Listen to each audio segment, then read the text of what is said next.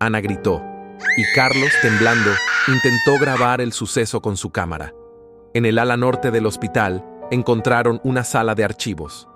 Marta comenzó a revisar los documentos, descubriendo que el hospital había cerrado de manera abrupta tras una serie de misteriosas muertes.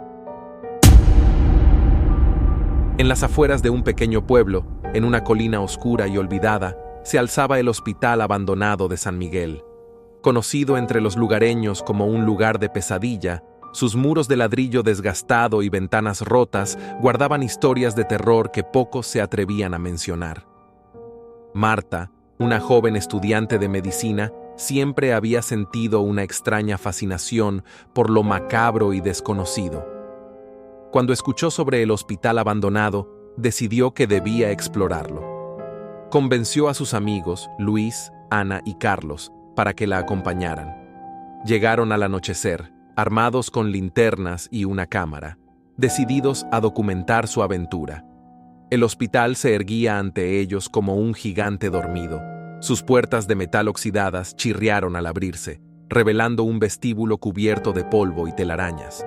La atmósfera estaba cargada de una opresiva sensación de abandono. Los 4 amigos encendieron sus linternas, cuyos haces de luz apenas lograban perforar la oscuridad.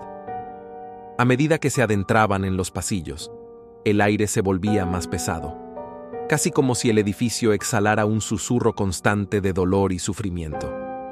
Los viejos quirófanos aún tenían instrumentos quirúrgicos cubiertos de óxido, y las camas de hospital estaban desordenadas, como si los pacientes hubieran huido en medio de la noche. Luis, siempre el escéptico, se burlaba de las historias de fantasmas hasta que vieron la primera señal. En una de las habitaciones, una vieja silla de ruedas comenzó a moverse sola, chirriando en el silencio. Ana gritó, y Carlos, temblando, intentó grabar el suceso con su cámara. En el ala norte del hospital encontraron una sala de archivos. Marta comenzó a revisar los documentos, descubriendo que el hospital había cerrado de manera abrupta tras una serie de misteriosas muertes. Se hablaba de una enfermera llamada Isabel, que había sido acusada de provocar las muertes de varios pacientes, pero nunca se encontraron pruebas. Mientras Marta leía en voz alta los informes, las luces comenzaron a parpadear. De repente, una figura espectral apareció al final del pasillo. Era una mujer con uniforme de enfermera, pero su rostro estaba desfigurado por una mueca de dolor eterno. La figura se abalanzó hacia ellos, y los amigos corrieron en pánico. El grupo corrió de vuelta hacia la salida, pero el hospital parecía un laberinto sin fin.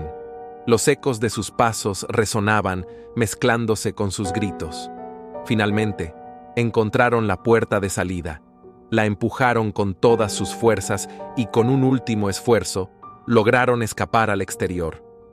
Ya a salvo, se prometieron no volver a hablar de lo ocurrido, pero las secuelas los acompañaron siempre. Marta, sin embargo, sentía una mezcla de miedo y curiosidad. No podía dejar de pensar en la enfermera Isabel y en los secretos que el hospital aún guardaba. En las noches de luna llena, los habitantes del pueblo afirman ver luces extrañas en las ventanas del hospital de San Miguel y escuchar los lamentos de almas atrapadas en un lugar donde el tiempo se ha detenido y el horror nunca termina.